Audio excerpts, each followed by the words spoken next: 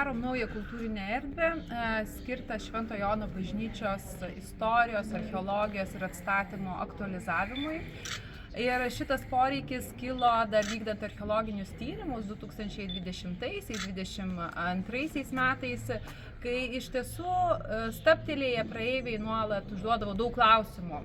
Ar iš tiesų Švento Jono bažnyčia bus atstatyta, kokia jinai buvo, ką radom.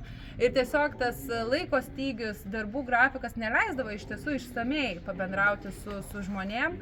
Ir tuo metu jau kirbėjo mintis, kad tokia erdvė būtų labai reikalinga ir tikslinga, kol bus atstatytas Švento Jono bažnyčios bokštas.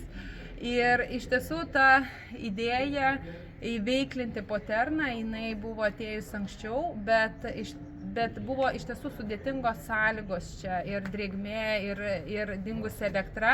Tai dar iš tiesų nesiryžom, bet galiausiai supratom, kad archeologijai šita vieta tinkama.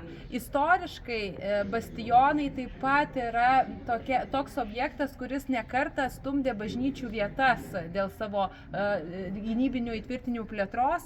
Ir dabar tiesiog priglaus Švento Jono bažnyčią, kol atstatys tiksliau jos atmintį ir taip atskleisim tam tikrus svarbius momentus lankytojams. Tai sudaro 3 erdvės.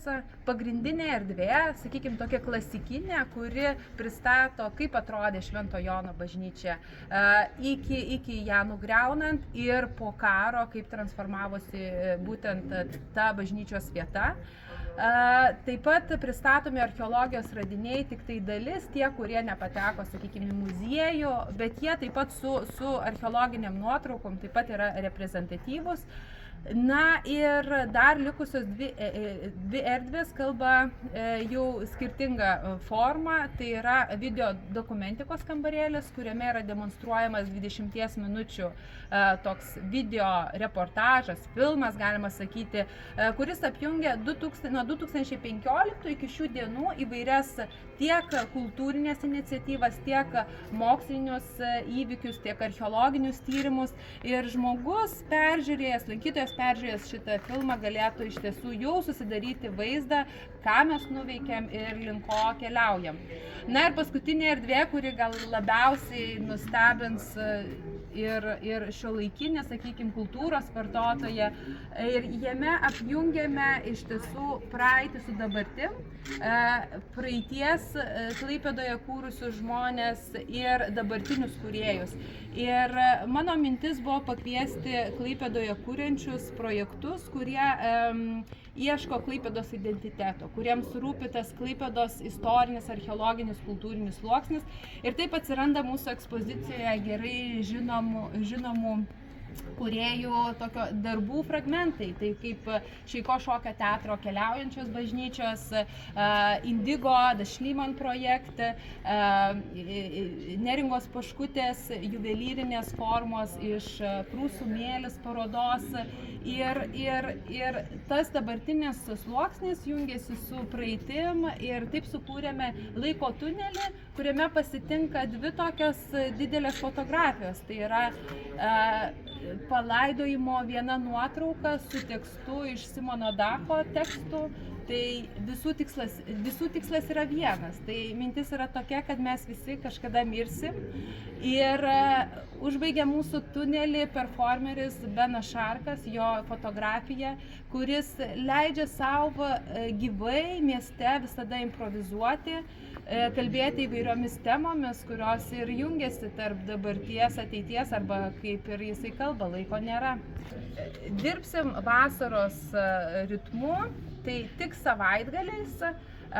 Ir gal žmonėms bus patogu prisiminti, kad šeštadieniais iki sutemų, tai yra nuo 8 iki 10 vakaro, kai žmonės bus jau grįžę iš savo dienos kelionių, ritmų, o sekmadieniais po bažnyčios nuo 12 iki 2. Bet labai norėtumėm, kad žmonės paaukotų laisvanoriškai tiek Poternos išlaikymui, tiek kas liks bažnyčios atstatymui. Klaipėdos universitetas iš Švento Jono bažnyčios atstatymo fondų.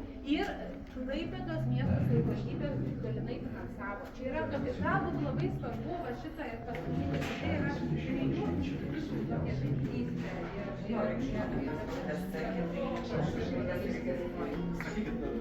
Aš jau nuoplaukianti Henrikas Šlymas, kurio kroviniai pilni indiko milteliai ėmė uoste liko nepalesti liepsno.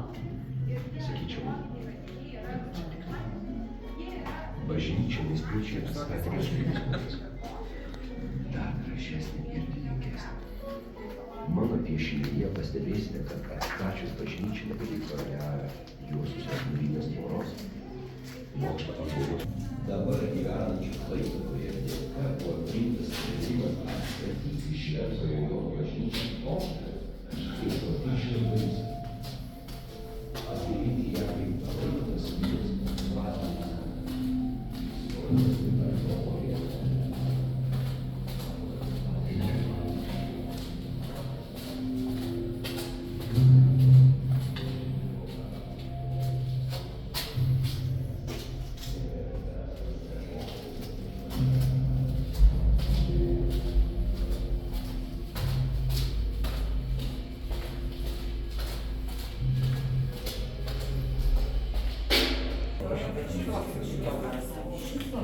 Dėl Šventojo Jono bažnyčios architektūros autorystės pačius reikalas galavėjas. Po didžiojo gaisro prie bažnyčios projekto dalyvavo projekto brėžinius parengė apklausos